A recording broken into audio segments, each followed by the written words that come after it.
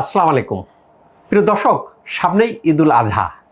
ঈদুল আজহা আমাদের বড় একটা উৎসব। এই দিনে আমরা কি করি? আমরা বন্ধু বান্ধব আত্মীয় স্বজন জায়গায় বেড়াতে যাই। তাহলে কি করি? ত্বককে আকর্ষণীয় করতে চাই, ত্বককে গ্লো করতে চাই।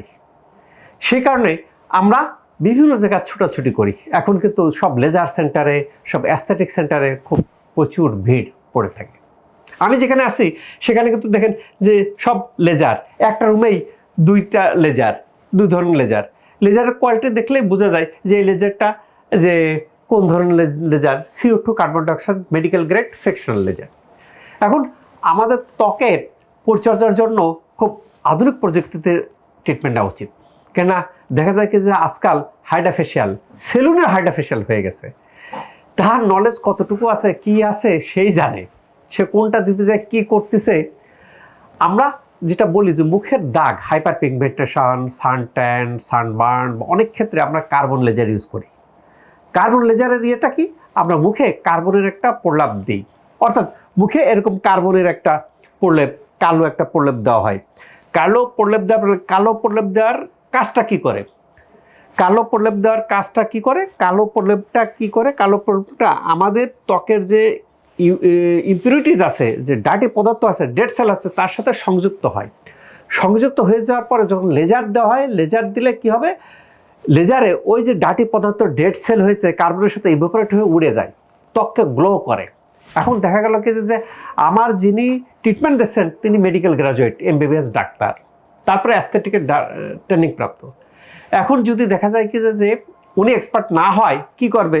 মুখে কার্বন দেওয়ার পর দেখে যে মুখ আরো কালো হয়ে গেছে। এখন আমার কাছে বিভিন্ন জাতীয় লোক, ক্লায়েন্ট আসতেছেন যে স্যার অমুক জায়গায় ট্রিটমেন্ট নিয়ে মুখটা আগে ভালো ছিল, আরো খারাপ হয়ে গেছে। কেন? তার তো অ্যানাটমিক্যাল নলেজ নাই। কাজে আমরা ত্বককে ভালো করার ক্ষেত্রে আবার অনেক জায়গায় কি করে, যেগুলো ইথিক্যাল না, স্টেরয়েড বা এই যে তো ক্ষতিকর কিছু ইউজ করে দ্রুত রেজাল্ট আসার জন্য। বাট শশীর ব্যতিক্রম। শশী এখানে যারা ট্রিটমেন্ট দেয় প্রত্যেকেই MBBS ডাক্তার। এখানে মেশিন যারা অপারেট করেন প্রত্যেকেই MBBS ডাক্তার। ডাক্তার থাকার পরিণতিতে তারা কি করেন?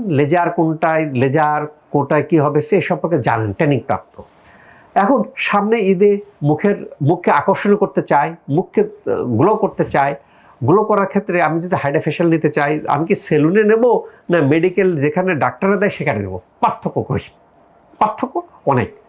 আপনি দেখবেন কি যে অনেক জায়গায় নিতে যেয়ে ত্বককে পার্মানেন্টলি ড্যামেজ করে ফেলতেছেন, এরপরে আসছেন। আমি একটা পেশেন্ট পেয়েছিলাম, এখন ইন্ডিয়া যাচ্ছেন, বিদেশে যাচ্ছেন, বাট আর ভালো হচ্ছে না।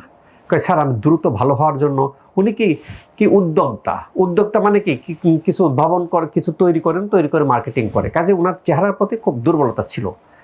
খুব শর্ট টাইমে ভালো হওয়ার ক্ষেত্রে ত্বকটা এমন নষ্ট হয়ে গেছে, স্যার আমি ইন্ডিয়াতে বহুবার গেছি, ভালো হচ্ছে না। কাজে আমরা যেন ইথিক্যাল চিকিৎসা দিই।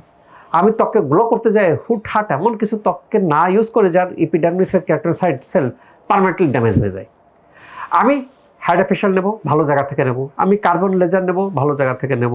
আমি ডায়েট লেজার নেব, ভালো জায়গা থেকে নেব। আমি আমার মুখের অবাঞ্ছিত লোম দূর করব, ভালো জায়গা থেকে করব। আমার মুখে উঁচু নিচু গর্ত হয়েছে, ব্রন হয়েছে, একনি হয়েছে, আমার আন্ডার ডার্ক সার্কেল হয়েছে, আমি দূর করব, ভালো জায়গা থেকে নেব যেখানে ভালো ইথিক্যাল চিকিৎসা দেওয়া হয়। তাহলে ঈদটা সুন্দরভাবে উদযাপন করতে পারবো। নাহলে ঈদ উদযাপন করতে যেয়ে, বন্ধু বান্ধবের কাছে যেতে যেয়ে আমি এমন জায়গাতে ট্রিটমেন্ট নিলাম, মুখ আরও খারাপ হয়ে গেল, মুখকে ঢেকে নিয়ে বা মাস্ক পরে যেতে হচ্ছে আপনার অনুষ্ঠানে। সেটা যেন না ঘটে, সেই কারণে প্রেক্ষাপটে এই জাতীয় ভালো জায়গা থেকে নেওয়া বাঞ্ছনীয়।